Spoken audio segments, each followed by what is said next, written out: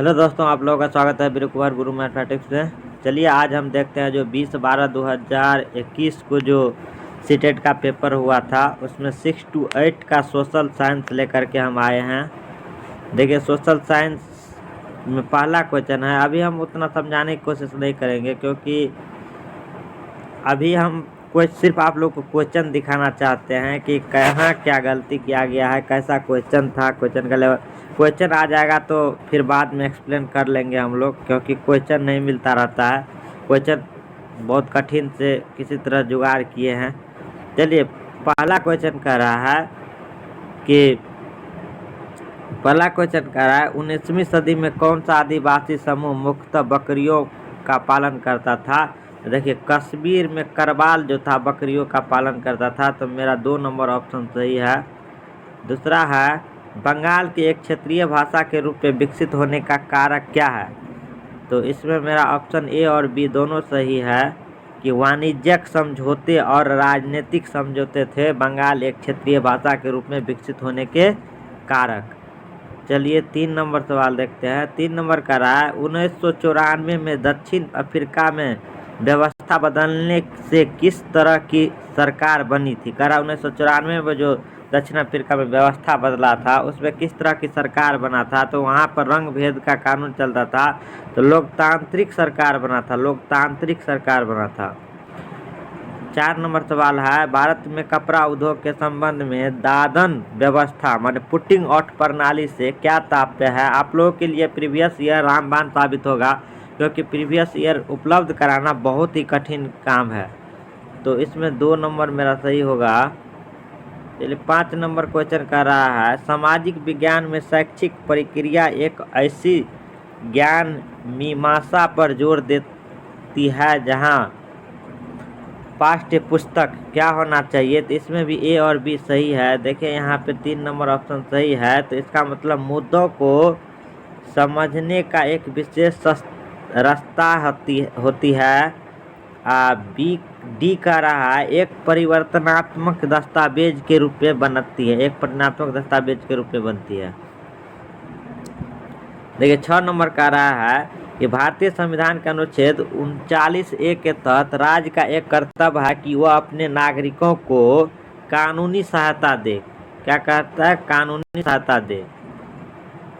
7 number है कि एक सामाजिक विज्ञान शिक्षक या शिक्षिका का निम्नलिखित में कौन सा लक्ष्य होना चाहिए। तो इसमें ए नंबर मेरा सही है। इसका मतलब है कि हमारे अतीत पर दृष्टिकोण का निर्माण करना। अतीत पर क्या करना? दृष्टिकोण का निर्माण करना। 8 नंबर सवाल है दिए गए लक्षणों ए और बी के आधार पर वायुमंडल की परत को पहचानिए। वायुमंडल की परत जो होता है 5 परत जो होता है उसको पहचानने के लिए कहता है। तो सबसे पहले होता है निचला वाला अक्षोभ मंडल होता है, फिर ताप मंडल होता है, मध्य ओजोन मंडल, वायुमंडल होता है।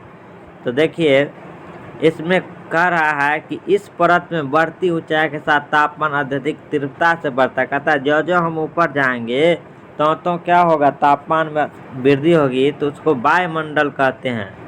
यह परत रेडियो संचार में मदद करते हैं। तो रेडियो जो आज हम लोग गाना सुनते हैं, कुछ करते हैं, समाचार सुनते हैं, तो वो वायुमंडल के द्वारा हम लोगों के पास उसका वेव भेजा जाता है। 9 नंबर सवाल है कह रहा है कथन ए दिया हुआ है। देखिए अब इस तरह का क्वेश्चन प्रचलित हो गया है, क्योंकि इस तरह का क्वेश्चन पूछने से थोड़ा डिफिकल्ट भी लगता है और थोड़ा स्टैंडर्ड भी लगता है, तो क्वेश्चन का लेवल भी बढ़ जाता है। तो इस तरह का क्वेश्चन इस बार बहुत देखा गया। पहले ऐसा नहीं आता था, पहले 1-2 क्वेश्चन आता था, वहीं कथन कारक तो आता ही नहीं था, क्योंकि हम भी 3 बार पास किए हुए हैं। तो कह रहा है कि एक सामाजिक विज्ञान के शिक्षक को उच्च प्राथमिक कक्षाओं में विवादास्पद मुद्दों को पढ़ाने से बचना चाहिए। कह रहा है कि शिक्षक जो सामाजिक विज्ञान पढ़ा है प्राथमिक स्कूल में, उसको कोई विवाद वाला जैसे धार्मिक सांस्कृतिक से बचना चाहिए। विवाद उत्पन्न होते हैं क्योंकि इतिहास में स्रोत अपने आप बोलते नहीं हैं।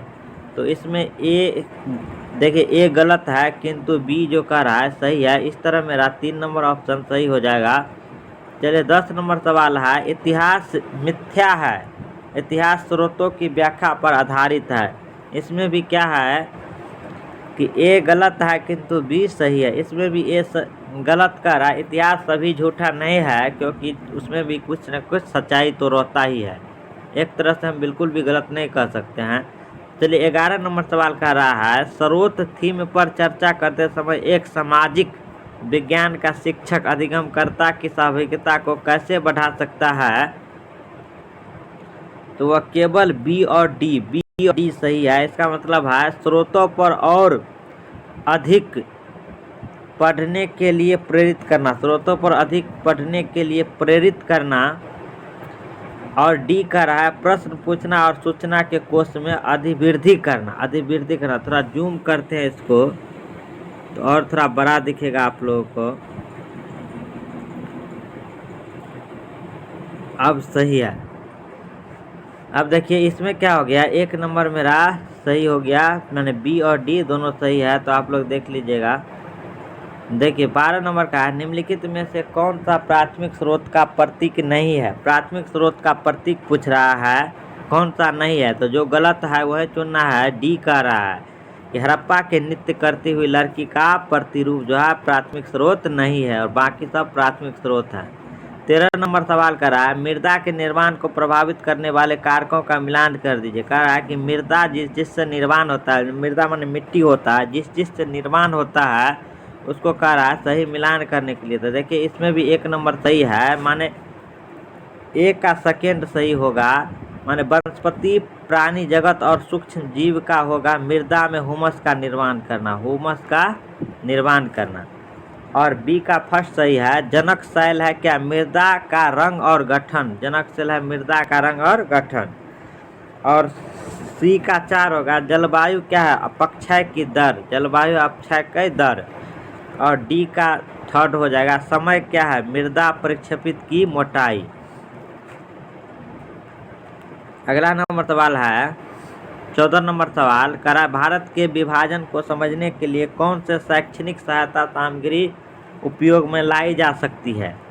तो बी और सी सही है, मेरा बी और सी सही है, मैंने कथनाक और छवियाँ उपयोग में लाया जाता है। 15 नंबर सवाल है, मानचित्र में प्रयोग होने वाले रुद्ध प्रतीक होते हैं। मानचित्र में जो प्रयोग होता है रुद्ध प्रतीक, वो क्या है? वे प्रतीक जिनके उपयोग के संबंध में एक अंतर्राष्ट्रीय सहमति होती है। तो मेरा एक नंबर ऑप्शन सही हो गया। कह रहा है 1952 से 2019 तक भारतीय संसद में निम्नलिखित में से किनके लिए आरक्षण था? कहता है 1952 से 2019 तक भारतीय संसद में किनके लिए आरक्षण था? तो ए बी डी माने अनुसूचित जातियां, एंग्लो भारतीय समुदाय और अनुसूचित जनजातियां, इन तीनों के लिए आरक्षण था संसद में।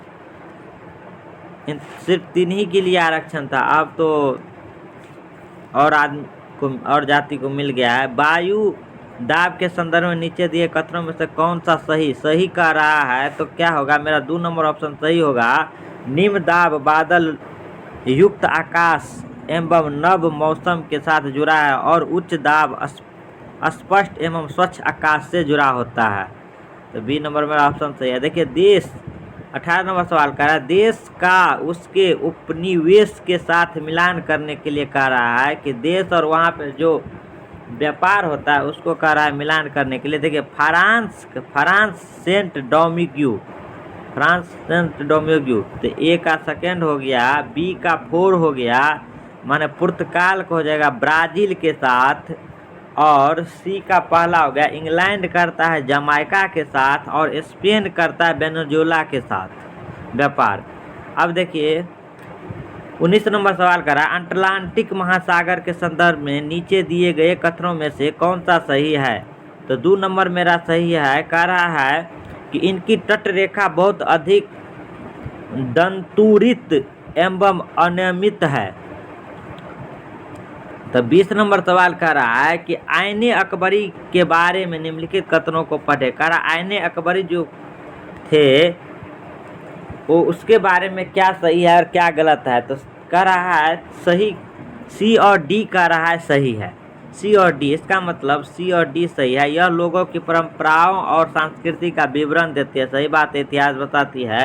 यह बहुत सारे चीज़ों का सांख्यिकीय विवरण देती है, ये भी सही कह रहा है। 21 नंबर का रहा है, सुनामी तरंगों के संबंध में कथन ए और बी विचार कीजिए और सही विकल्प का चयन करने के लिए कह रहा है। तो कथन ए कह रहा है कि ज्वालामुखी द्वारा कभी सुनामी तरंगों के उत्पन्न नहीं किया जा सकता है। तो ये बिल्कुल ही गलत है कि क्योंकि वही उसी के द्वारा तो सुनामी आता है। बी कह रहा है कि सुनामी आने का प्रथम संकेत तटीय क्षेत्र में जल में तेजी से कमी आना और फिर विनाशकारी तरंगों का उठना होता है। ये बी मेरा सही है। तो देखिए 3 नंबर मेरा ऑप्शन सही हो गया। अगला सवाल देखते हैं। अगला सवाल 22 नंबर सवाल है, सुधारकों का बिल्कुल भी आप लोगों का टाइम वेस्ट हम नहीं करेंगे क्योंकि आप लोगों को आंसर बताते जा रहा है, बाद में एक्सप्लेन करने मिलेगा, हम एक्सप्लेन करके आप लोगों को एक एक क्वेश्चन का बताएंगे क्योंकि आप लोगों को हमको फुल सिलेबस कराना है सीटेट का। आते हैं 21 तारीख को मेरा एग्ज़ाम है एमपी टेट का। तो एमपी टेट का एग्ज़ाम दे करके जब हम आएंगे तब उसके बाद हम बाल विकास स्टार्ट करेंगे और एक एक चैप्टर आप लोगों के सामने प्रस्तुत करेंगे। देखिए सुधारकों का आंदोलनों के साथ मिलान करने के लिए कहता है, तो सुधारकों के आंदोलन के साथ मिलान करने के लिए कहता है। तो एक मेरा 3 सही हो गया, एक का कौन हो गया 3 हो गया कि घासीदास सतनामी आंदोलन से संबंधित है। देखिए बी का पहला हो गया पेरियार किससे आत्मसम्मान आंदोलन से संबंधित थे। डेरोजियो जो थे डेरोजियो थे यंग बंगाल आंदोलन से संबंधित थे। और अंबेडकर जो थे अंबेडकर मंदिर प्रवेश आंदोलन से संबंधित थे क्योंकि उसको मंदिर प्रवेश नहीं करने दे रहा था प्रवेश और उससे रोका जाता था। देखिए ग्लोब 23 नंबर सवाल है, ग्लोब के प्रदीप्ति वृत्त के संबंध में कथन ए और बी पर विचार कीजिए और सही विकल्प का चयन करने के लिए कह रहा है। कह रहा एक यह ग्लोब पर दिन और रात को विभाजित करता है। देखिए सही कह रहा है कि इसी के द्वारा ग्लोब पर दिन और रात बराबर होता है, कहीं अंधेरा रहता है तो कहीं उजाला रहता है। यह वृत्त अक्ष के साथ मिलता है, ए गलत कर रहा है, बी मेरा गलत कर रहा है। इस तरह मेरा ए ऑप्शन सही हो गया, ए सही और बी गलत कर रहा है। 24 नंबर सवाल का अमेजन बेसिन में पाए जाने वाले ब्रोमीलाइड क्या है? ब्रोमीलाइड क्या है? तो पौधे जो अपनी पत्तियों में जल को संचित रखते हैं उसे कहते हैं ब्रोमीलाइड।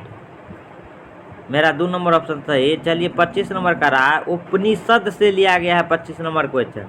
देखिए कह रहा है कि अध्यापकों और विद्यार्थियों के बीच बातचीत का संकल्प भाई जितना मिलजुल करके रहेगा, जितना बच्चा को मिला करके रहेगा, अध्यापक बातचीत करेगा उससे उतना अच्छा बात है, सामान्य वार्तालाप के रूप में प्रस्तुत किया गया है।